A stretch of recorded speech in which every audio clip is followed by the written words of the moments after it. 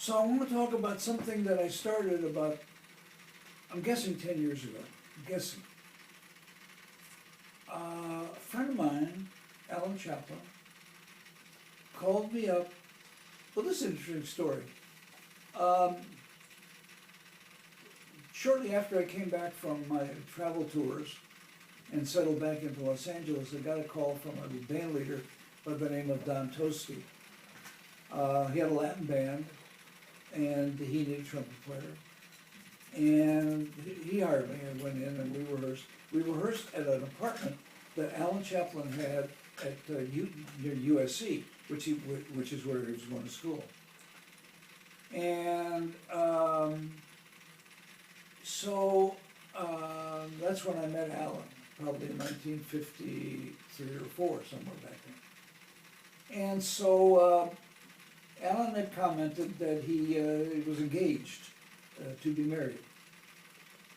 You know, it's just part of conversations that the guys had. And so later that summer, Lee and I went to the Hollywood Bowl for a concert, and we were just sitting, waiting for the concert to begin, and looking around and this and that and the other thing.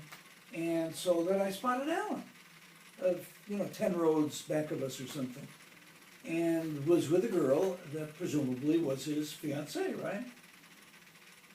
But in the meantime, we had started this job, Tosti's band, in the nightclub.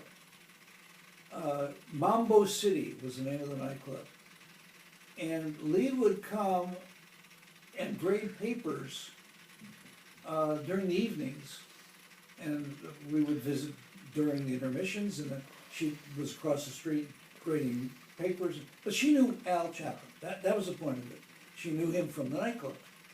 So here we are in a Hollywood Bowl, and I turn around, there's Alan, and so she turns around, she spots Alan, and she said, "Oh, Clarice Chernick."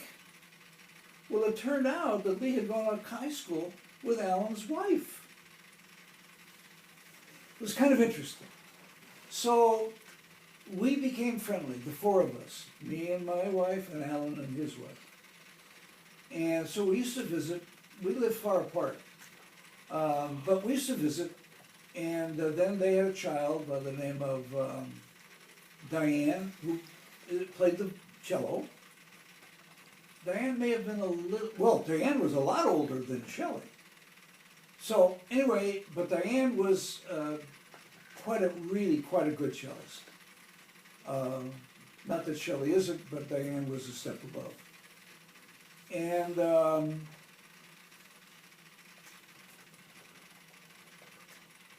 But then they had 2 boys after that. So they had 3 children, we had 3 children, and the ages kind of interlocked like that. And so we visited a lot. They'd come to our house, we'd go to their house. And so the kids grew up together. And now Diana's currently in Spokane, maybe? Or Seattle, or someplace up in the Northeast. She lived in New York for a long time. She was a member of a string quartet called the Colorado Quartet, which toured extensively. And I assume they did a lot of recording too, I'm not sure about that.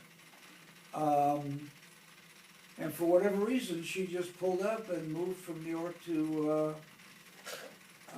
the West Coast up there. And that's 2 or 3 years ago, and she lives there now. And immediately became a success there. Conducting some orchestra and doing this, teaching and God knows what, and playing the cello, I'm sure.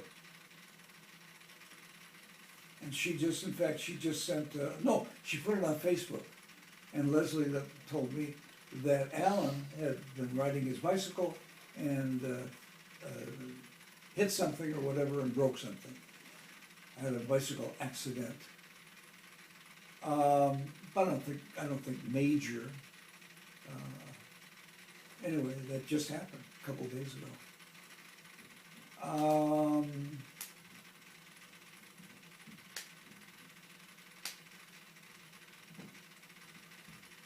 One of the 2 boys makes his living creating video games.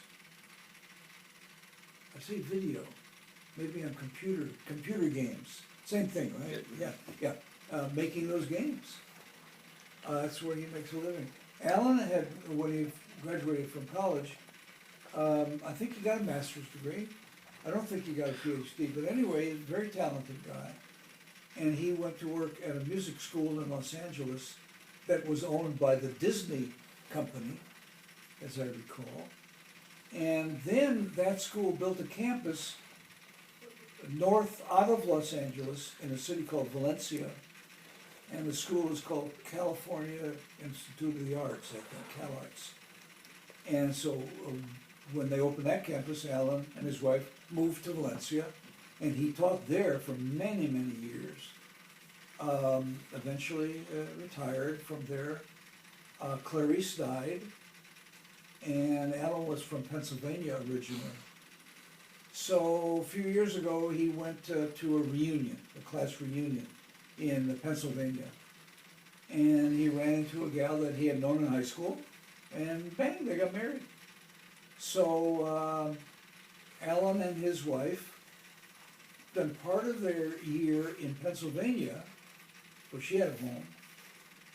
They spend the summer months there and so forth. When it gets cold, when it's wintertime, they come back and they live in Valencia for 6 months.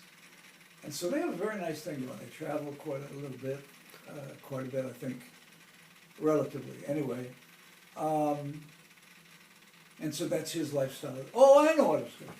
So, about 10 years ago, Alan called me up, and he said he had a problem. He remembered a song that he couldn't figure out what the name of it was, and so he communicated to me the song. And so I was able to get back to him and say, the name of that song is such and such. And then it occurred to me, I bet you a lot of people think of a song and can't think of the name of it. So I decided to make a program with songs that I knew. I figured it was about 300 songs or something. And so I would put in the title of the song, and I would put in the notes, enough notes so you know what the song was. So I started to do that, and I showed it to a friend of mine. His name is Bob Hilchey, and he realized what I was getting at, and he said, it'll never, I was doing it in like a Word document or something. And he said, you'll never be able to do what you're trying to do in a Word document. It just won't work. He made his living working in a Microsoft program called Access. And so he was pretty much of an expert in Access. So he decided he was going to build a program that I could put the songs in, with Access as the model or structure. So he did. And we have been continuously working on that for these many years, and I've said I'm guessing at 10. I don't remember for sure. And improving the program and tweaking it and this and that. And I have over 20,000 entries in the program as of now. And the program includes not just the song and the title of the song and some notes to recognize it and even lyrics, in most cases, at least 2 out of 3 or something. But it also shows who wrote it and if it was from a show or a movie and musical information and other miscellaneous information. So it's just really loaded with data, the program is. And so recently I decided or thought, I thought 2 or 3 or 5 years ago that it ought to be a website. But it was very difficult getting it done. I talked to many people and I couldn't get it accomplished. For number one reason, I didn't have the money to pay the $30,000 that $20,000 or $30,000 that programmers wanted. So I kept hunting and so forth and so on. And about 6 months ago, one of the fellows in the Fort Worth band he'd heard me talking about it, asked me about it, and I said, can't get a website made. And he said he thought he could do it. Well, he did it. He just flat out went home and did it. And so we have a website called, and the thing is called Melodies on Parade. And with the website, you can go there and enter the title and see the songs that have it. There are many songs that have the same title. You can't copyright the title. So, in addition to that, if you know the notes, like Al Chaplin knew the notes of the melody, how the melody went, you can put in notes on the program, and if it's in the database, then it'll show up. So now you have everything. It'll show you the title, of course the notes, lyrics maybe, and all of this other information that I talked about. And you could do the same thing with the lyrics. Maybe you know the lyrics of the song, but you don't know what it is. So you can just type in an appropriate place, you type in whatever the lyrics are, my heart is sad and lonely, whatever, and bang, there's the song. And there's a lot of other crisscrosses of how you can do that and see what songs are in a given show, and see all the songs that a certain composer wrote, and all kinds of stuff like that. So I decided that the best way to capitalize on the program was to have a company that had the bucks and the knowledge and the manpower to buy the program and act accordingly. And so I contacted the Hal Leonard Company, which I figured was the best one, publishing company to take care of this. And we've been playing with them for a few months. I contacted even before it was online, told the guy what I was doing. And he seemed interested in the concept and so forth. And then when it was finally online, I called him up and told him what I had. He just seemed really excited about it. And so when it was online, at that point, I told him all about it. And in communications, he said he was going to be talking to his team of people, and they would get back to me to see how they felt about it. I haven't heard from them.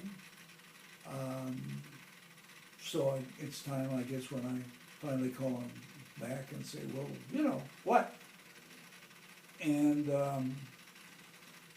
in fact, not knowing what I would do with it, I have an advertiser. I talked to several people who sell things worldwide, because a computer website is worldwide, right? And so somebody bought an ad, which is now on the website. And so if somebody in Bangladesh or Somali or Japan or whatever sees the website and sees that ad, they may buy some of this lady's products. That was the idea. So I've got one, and I know, based on the efforts that I could put in, I could have more. So if the Hal Leonard people don't want to buy it, then I'll probably try to exploit it that way and make some money there. Probably try to get somebody in the act that is a marketing person, which I'm not, and see if they can help us do whatever's necessary. And so that's kind of what's happening with the Melodies on Parade.